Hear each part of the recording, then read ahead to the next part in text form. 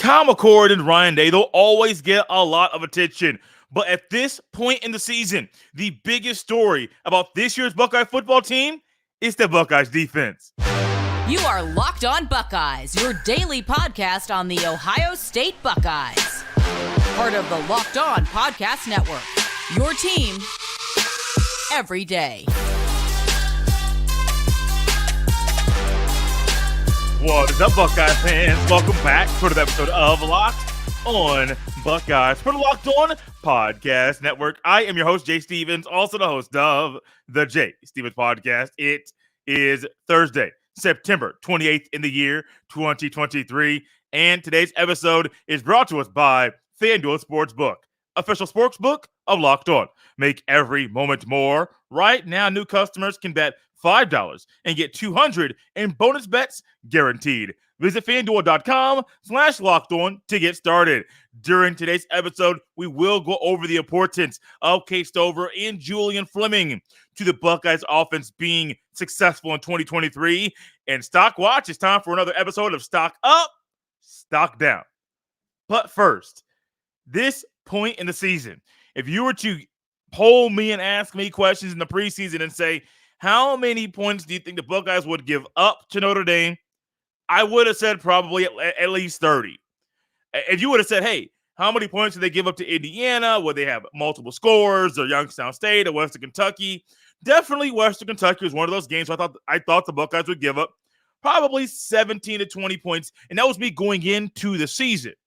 All of a sudden, what do we have? Week 1, the Buckeyes defense only gives up 3 points. Week 2, 7 points. Week 3, 10 points. And a week ago against a team that is a team that could win the Natty in 2023 at Notre Dame, they only gave up 14 points. The only game this year that they've given up 2 touchdowns is to the Notre Dame Fighting Irish. I will backtrack a little bit. I know Notre Dame has USC in the future in this season, and them having one loss and not winning a conference championship or the ability to win one this year, that hurts their chances to win the Natty.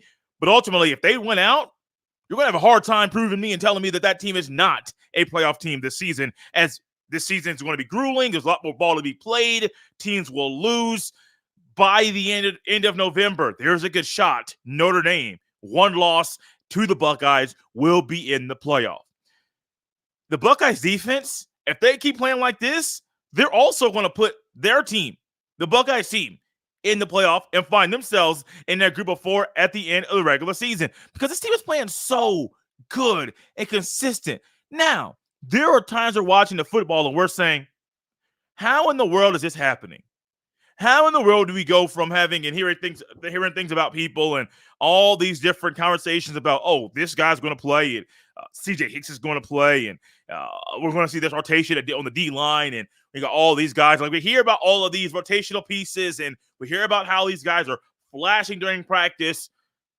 That's true. You may think, hey, I thought going into the season there may be more guys playing on defense, especially in big games, because the Buckeyes thought they were going to need those guys to win big matchups like they did against Notre Dame. On Saturday, the only 2 defensive ends to get defensive end snaps, Sawyer and Tuimoloau. The defensive tackle rotation was tightened up a little bit. We had primarily Eichenberg and still Chambers. Occasionally, Chambers came out. Cody Simon came in. There were times where they played 3 backers, and Cody Simon came in to join the other 2 linebackers and starters in that room. In the secondary, Sonny Styles played a lot. He's going to come off the field a little bit, going to bring in Jordan Hancock. But what we're finding is the rotation on defense is working. I don't think it's perfect. I think there are things that can be fixed to make the defense better. But this defense consistently rises to the occasion. This defense also, through 4 games, and I'm going to go back to the numbers very quickly to make sure I don't misspeak. They have only given up 1 game where a quarterback has thrown for over 200 passing yards, and his name was Austin Reed, not Samuel Hartman. That was something I did not expect that we would actually be discussing and would be reality at this point in the season. Austin Reed actually was combined for 2 quarterbacks against Western Kentucky. So I may have misspoken there with that number. No, yes, Austin Reed had 207.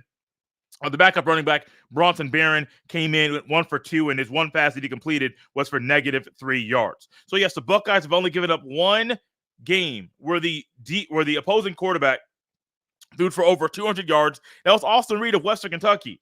Austin Reed also, completion percentage wasn't too hot, of 56.4%. The quarterback that threw for has the highest completion percentage on this defense in the secondary that has played a whole lot better than I thought they would this season, 68% a week ago. That was Sam Hartman. The Buckeyes have only given up one team collectively out of all the running backs and maybe a fullback or two and quarterbacks that have gotten loose in the running game not really gotten loose, gotten involved in the running game. They've only allowed one team collectively to rush for over 100 yards in a game. That was Notre Dame a week ago. Notre Dame used a lot of running backs. They ran the ball 39 times, rushed for 176 rushing yards, 4.5 yards a pop, and only had one touchdown.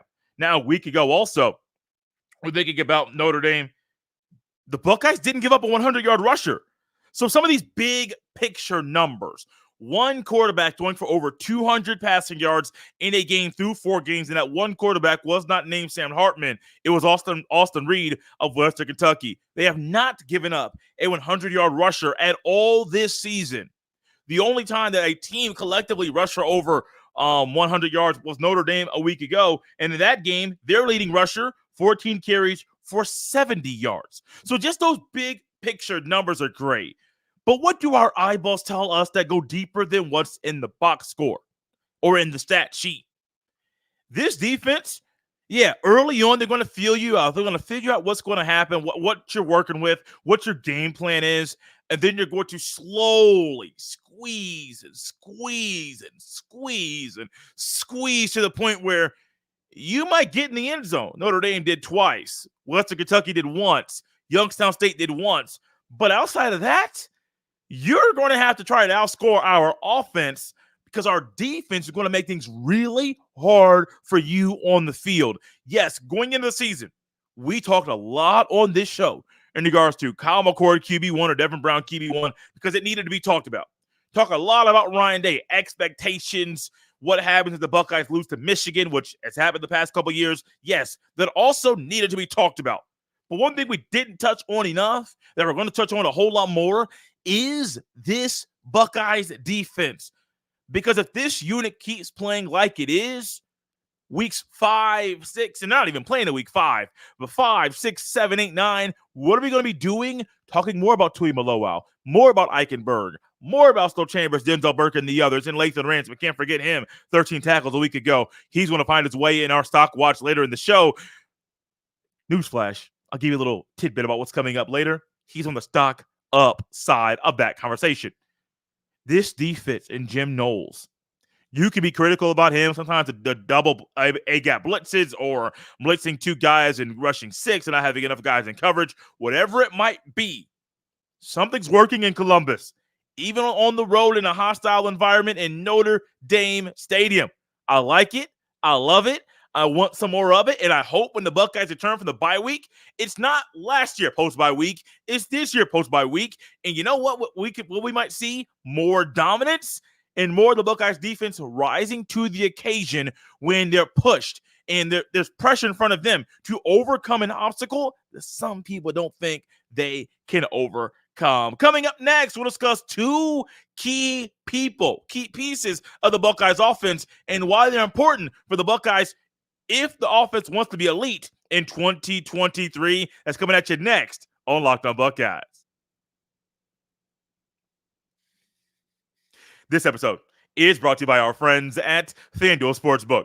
Snap into action this NFL season with FanDuel, America's #1 sportsbook. Right now, new customers get $200 in bonus bets guaranteed when you place a $5 bet. That's $200 in bonus bets, win or lose. If you've been thinking about joining FanDuel, there's no better time to get in on the action. The app is so easy to use. There's a wide range of betting options, including spreads, player props, over-unders, and more. So visit FanDuel.com/lockedon. Once again, visit FanDuel.com/lockedon and kick off the NFL season. FanDuel, official partner of the NFL. Thanks for being Locked On Buckeyes, your first listen or first watch of every single day. The college football season, we're in the midst of it right now. And this season, Locked On is kicking up our coverage with Locked On College Football Kickoff Live. Each Friday, Locked On will go live from 11 a.m. to 1 p.m. Eastern on every Locked On College YouTube channel. College Football Kickoff Live will cover playoff implications, the conference rivalry games, and go in-depth like only Locked On can, including insight and analysis from our stable of Locked On College hosts covering their team every day. Find Locked On College Football Kickoff Live every Friday from 11 a.m. to 1 p.m. Eastern Time on any Locked On College YouTube channel. You won't want to miss it. Emeka Egbuka, Kyle McCord, Travion Henderson, Marvin Harrison Jr., they're always going to be at the top of the conversation in regards to the Buckeyes offense. Even Ryan Day and Brian Hartline, they'll find themselves in the mix as well. This team, talented on offense. Offensive line, improving. Not a finished product, not a well-oiled machine, but they are improving. I'm thinking about the guys on the Buckeyes offense that might not get all the attention. Chip Trayanum comes into one. Game-winning touchdown a week ago with 1 second left on the clock. G. Scott Jr.'s got a lot of attention in a backup role because people are excited about what he might be in the Buckeyes passing attack at a backup role this season. But when I think about this Buckeyes offense and what they can be, and kind of the guys that maybe the unsung heroes, or as my guy, not my guy, I wish he was my guy, Shaquille O'Neal says on numerous shows that he is on, inside the NBA on TNT and other shows he is on, he always talks about the others. Sometimes when you think about the others, it is a bad conversation or a negative connotation, like, oh, you're not like the dude. You're not a guy. You're not a leader. You're not getting a D or L if you're on Colorado. You're not a dog or a leader on Colorado or even on Ohio State. You're not one of those guys that are going to get clicks. No. But the role players, they help you win big games. The role players, they help you win trophies at the end of the season, or maybe in season in college football. They help you win a trophy, the Ella Buck, which is not a yearly thing. Ohio State and Illinois embark in that rivalry. However, you get the picture. You need guys that are the others, classified as the others on your team if your team wants to be everything it wants to be in that particular season. And so I think about guys that are the others on Ohio State's offense specifically. We'll do defense later on. You can't go anywhere without looking at Cade Stover and Julian Fleming. Let's look to simply a week ago. Numbers, yeah, they're going to tell you a picture, a small picture. But what actually happened? What did we see in crunch time on that final drive? Who got the ball during crucial moments to move the ball down the field? Cade Stover and Julian Fleming. A week ago, Cade Stover was tied with the most catches in the game for the Buckeyes. Emeka Egbuka had 7. Cade Stover had 7. 52 receiving yards in that game, a long reception of 14 yards. Julian Fleming, 2 catches, 8 yards. His long was a long of 7, which came on 4th and 7. It was also a pass that he caught in front of the sticks on 4th down, found a way, found a little bit of room to get across the line of scrimmage, clearly get across that thing before he went down and was tackled. You need guys like Cade Stover and Julian Fleming on this Buckeye football team. I say you as a fan because you need, like, fans want guys that can fill their role, that are pieces. Yes, I made a comment and I even had a thought. Wouldn't it be great if the Buckeyes had another a third receiver that was a threat in the passing game consistently, the more of that elite level? Yes, it would be. Like, I'm not going to knock it. It would be. But man, would he be able to block like Julian Fleming? Would he be able to have his mind in the right spot consistently like Julian Fleming? Would he be able to only have 2 catches in a big game and the second catch being one of the biggest catches of his Buckeye career? I don't know. I have no idea. Do we have a guy in a Cade Stover that a year ago, after losing to Georgia in a game that he could not finish, he found himself saying, hey, I have unfinished business in Columbus. Comes back to Columbus, and what does he do? He comes back and plays hard, really good ball for the Buckeyes. We saw it earlier in the season, week 1 or week 2. Forget the game that he had numerous catches in. We saw it a week ago. Cade Stover. Now, he's not going to be a future first-round pick. He'll probably be drafted into the NFL, and I bet you during his rookie year, he does not start. That doesn't matter. We're looking at a guy in Cade Stover that you want in your corner, that I want in my corner. And I made a joke earlier this season, kind of sarcastically, but also kind of not discussing the next time I end up moving, my wife and I move, that, hey, there's a good chance we might hire movers. And when that happens, I would love to have Cade Stover. Give me 5 Cade Stovers on the moving team. We are going to be A-okay. Why?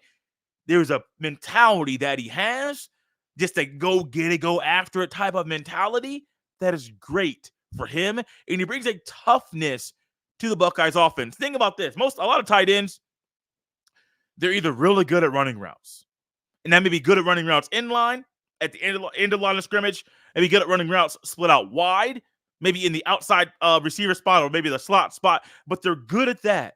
If they're a good blocker, they might be a better blocker split out wide in space, or maybe they're a better blocker in line. But a lot of guys trying to group all those things together, sometimes they struggle. Cade Stover brings that toughness, that grit, that Stover Farms mentality to the Buckeyes offensive line on the edge. And hey, he says, look, you can run behind me. When did this start, though? We got this from Cade Stover a couple of years ago when it was him and Jeremy Ruckert. Jeremy Ruckert, the starter, Cade Stover, the backup. And he said, hey, look, I'm just going to fit into my role and do things that I could do to be a big piece of the offense, to help the offense be successful this year. What did he do? He said, hey, I don't have to be a big piece of the offense in the passing game. I'll block and block hard and block my butt off the entire time. And he has done that. Man, the kind of blocker he is at the tight end position, it's not the best that I've seen of all time in college, but it's really good. He does it very well. But also you add him in being a threat in the passing game, not only in line at the end of the line of scrimmage, but also split out wide. His versatility is ideal in his role. He understands it, and he stays in his role. Some might say stays in his lane and doesn't try to get outside of it. When it comes to Julian Fleming, we'll go to the season stats. 2 catches a week ago. This year on the season, let's get to it. Trying to get this here. Julian Fleming, 13 catches. Cade Stover, 17. Cade has 240 receiving yards. Julian Fleming, 108. Neither one has a touchdown this season. Doesn't matter, man. They classify themselves and they fit that position in that role as being one of the others. I talked about Shaquille O'Neal earlier in his role and talking about, hey, you need the others. You need guys that are role players to win championships. In college football, to beat Michigan, you need guys that are the others, that are in that category. You need the others to win the Big Ten championship. You need the others to win a semifinal game in the playoff. You need the others to win the Natty. You're going to need the others to beat Penn State and to beat Notre Dame and to beat the other teams on your schedule, because that's how you win games. Shaq will talk about Rick Fox and Rick Fox's importance to some of his championships in the when he was with the Lakers. You talk about Michael Jordan, John Paxson, Steve Kerr, some of these big shots. Shaquille O'Neal, Michael Jordan, they realized now in different ways they went about trying to attack and bring the others into the fold, but they understand the others are pivotal to the success of our team. Peyton Manning grew up. I watched him all the time. Brandon Stokely wasn't a dog, but Brandon Stokely being a part of the others and a role player alongside Marvin Harrison Sr. and Reggie Wayne, Brandon Stokely realized I have a role on this team, and he fit that role very well. The one Super Bowl Peyton Manning won with the Colts, Joseph, I think that was a Joseph Adai, who was a starting running back, former LSU Tiger. Dominique Rhodes should have been the Super Bowl MVP because of the role that he played with the team, and he fit that well. He was a part of the others for that team. You need guys that are the others. And I'm glad that Cade Stover and Julian Fleming are a part of the others for the Buckeyes. And ultimately, they understand their role and they stay in their lane. And we see great results, big results because of it. Coming up next, the Stock Watch is back. Stock up, stock down. Once again, got a little twist on the stock down side. We'll hear where I'm going with that next on Locked on Buckeyes.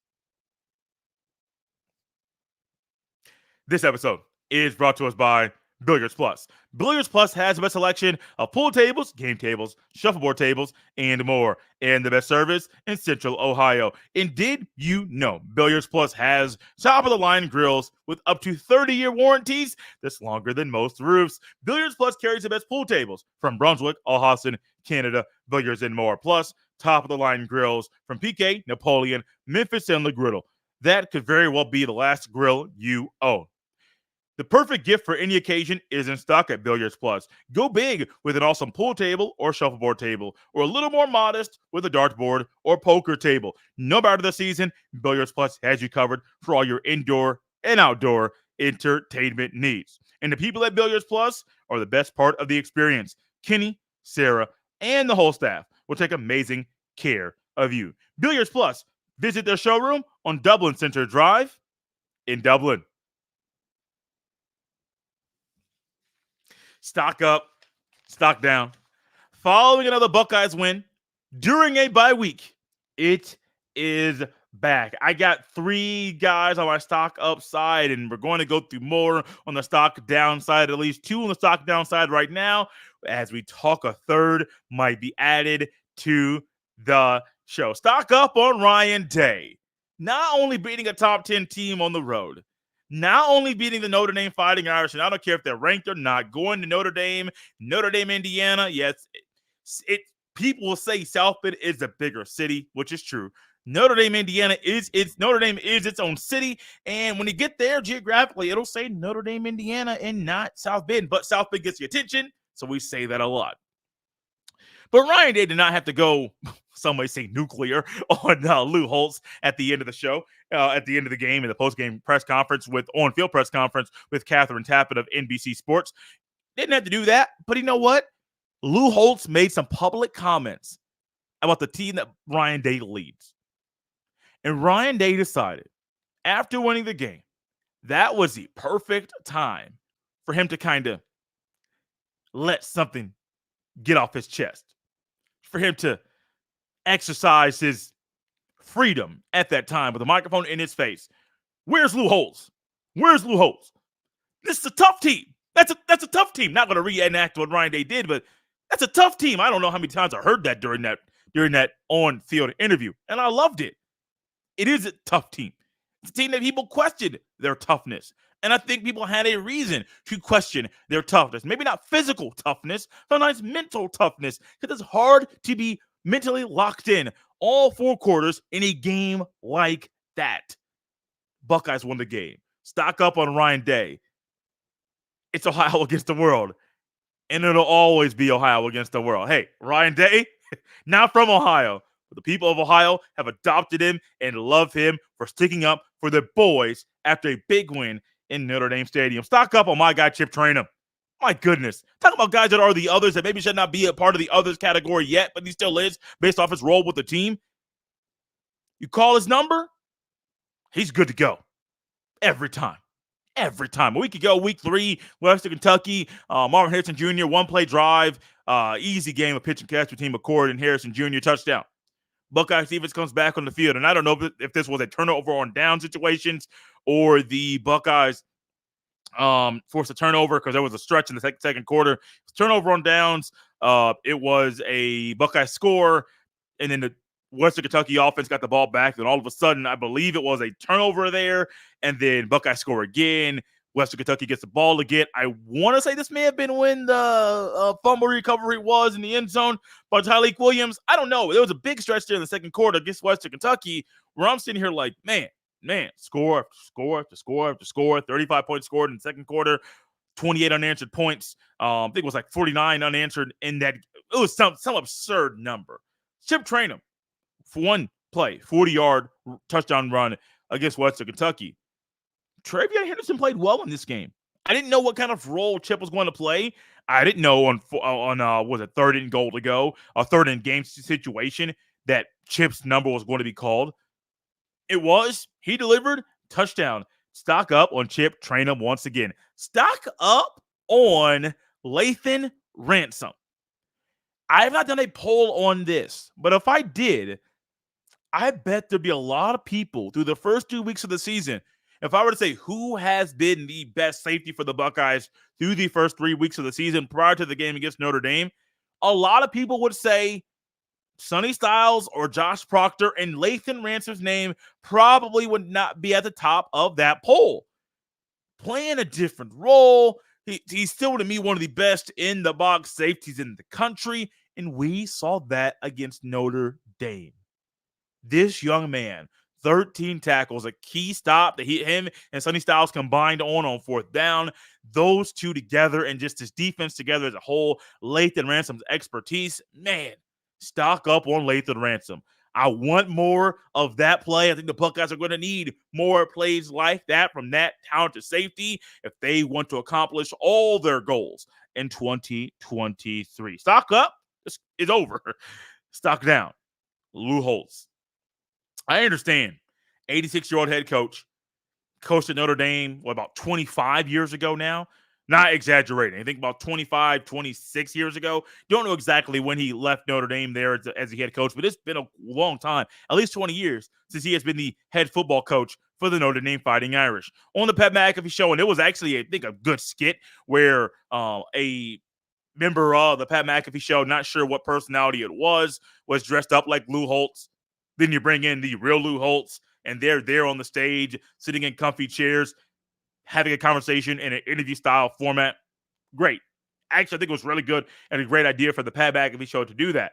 Then Lou Holtz makes the comments about Ryan Day and his teams. And then we see what happens here.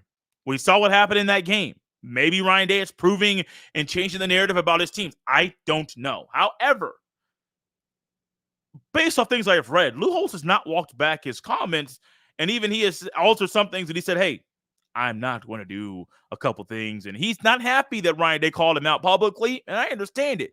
I don't think he should be. But also, if you're going to make bold comments like that, be careful when the team that you're talking about wins a game and that coach gets a mic in front of him after the win, and there's a good chance he might call him out. Can I just also say stock up on Dan Lanning? I wasn't planning on doing this. I mentioned that there might be a third one in this. Hey, man, they're playing for clicks. Talking about Colorado, allowing the ESPN cameras to come into the locker room before the game and knowing, hey, I got a speech that I want y'all to hear, and y'all can put that on TV. Stock up on Dan Lanning. Also, Colorado wasn't that good. I think we knew that they weren't really good before. I didn't think they were going to get beat up like they did against Oregon. And there was a good chance Dan Lanning and Oregon could have ran that score up a whole lot more than they did. I kind of wish they did. Yeah, I want Colorado's story to be good. I want Deion Sanders to win. But also, I like good ball, man. I like watching good ball. And that's one of the rare blowouts that I've watched. I normally don't watch blowouts. The high school football that I cover on Friday nights, there's been 6 weeks of high school football so far in Indiana. 5 of the games that I have covered have been blowouts.